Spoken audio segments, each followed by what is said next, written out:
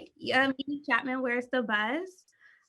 So Andrea, I want to start with you because I know you've spoken so many times about your love for Billie and Mhm. how she shaped you as an artist. So I want to know, what was your introduction to Billie and her music, and what was that moment like for you? Yeah, I was 11 years old and I was introduced to her by my musical theater instructor, looking for singers to look at and to study. And it just started going to this performing arts school. And so he introduced me to Billie Holiday, and I was like, "Who's that guy?"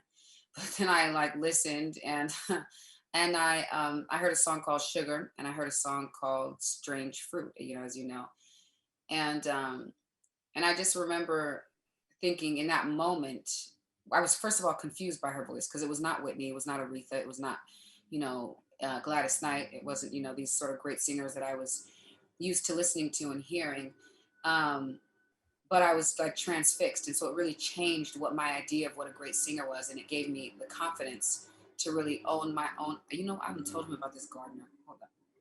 Sorry. It gave me the confidence to own my own voice. And then listening to Strange Fruit, really, are you serious? Oswald, okay, sorry, 2 seconds.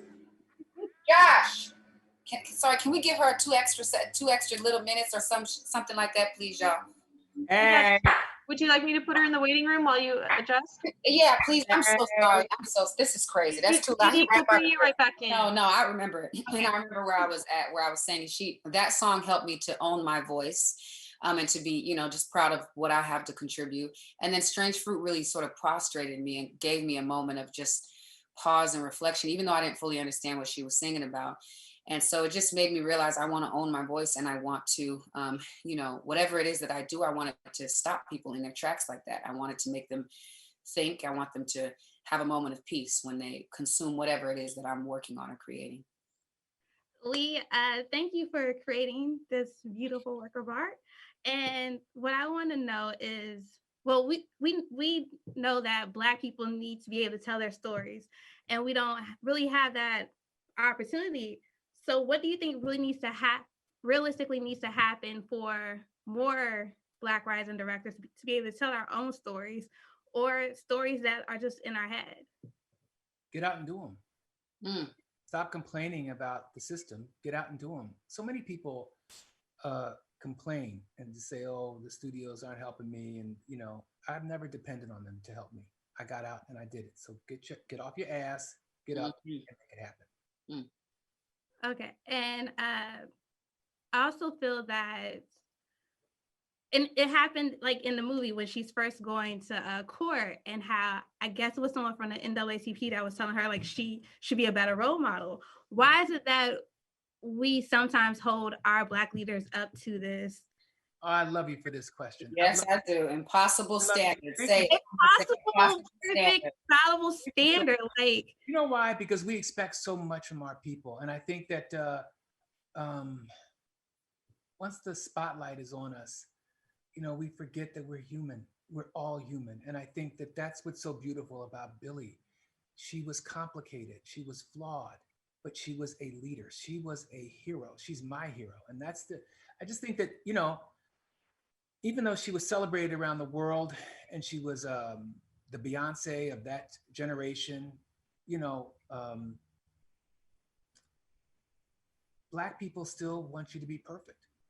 America wants you to be perfect, but us in particular, and we're not perfect. We're not perfect. We need to get over that. We need to really get over that fact. Mhm.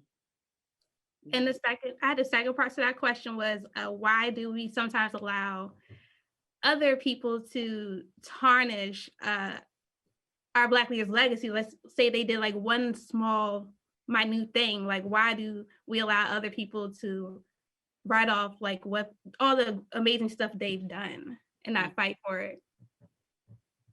Andrew? Um,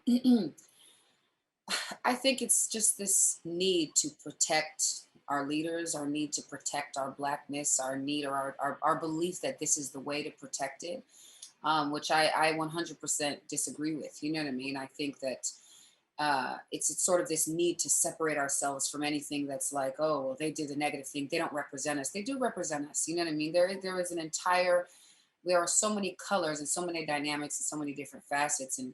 And I think people don't understand that's I think because of the tactic, right? For instance, of someone like a J. Edgar Hoover that looks at whatever little weakness and tries to exploit it to destroy the person and the community around them and our community, our Black community as a whole, then it's like, now you can't show weakness, because if you do, that's a foothold and that's a way in, and it's really, it's unfair that it's put on us, and it's unfair that it's a practice that we've adopted as well too, because white folks celebrate all their colors. They celebrate their flaws, their problems, their greatness, their issues, they all of this. And so we need to also be able to celebrate those things, because it's not realistic. We're not even telling the true picture of our history if we can't tell ourselves as human beings. We have certain ways that we think and talk and speak, and it's not a monolith. It's not all Black people think this way, all Black people speak this way, all Black people, and so I think we need to see those varieties and those spices and those differences, and we need to be more forgiving and patient with our community. And I hate to sort of bring this story up really quick. I want to, and this was something that we had spoken about, but even with when that Jussie Smollett thing happened, right? About the lying and I just remember thinking to myself, why are we so angry at him again? Like, I feel bad for saying this, not that I'm condoning lying. I don't think anybody should, but like, we're writing him up, we're canceling him, we're giving him back. What does that even mean? This man's mother marched with Angela Davis. He has marched and done so much on behalf of Black lives, Black queer lives. You know what I mean? And I think, and how many times has somebody white, lied on our people and our culture and our community? I mean, we live in America. It is one big lie about Black history. You know what I mean? So I don't know. I do think we need to stop being so quick to press that gas to just like cancel people and to get rid of people. And I do think that is a practice that needs to be worked out of us, and understand where that practice came from. You know what I mean? That we are continuing a tactic of the oppressor, and that is something that has to be gotten rid of and done away with. Thank you for that, Andra. I needed to hear that too today. Yeah, Thank you. of course. Thank you. That's my time, guys. Thank you so much. Bye. Where's the buzz? Where is the buzz? You said We used to be was a singing group. mine,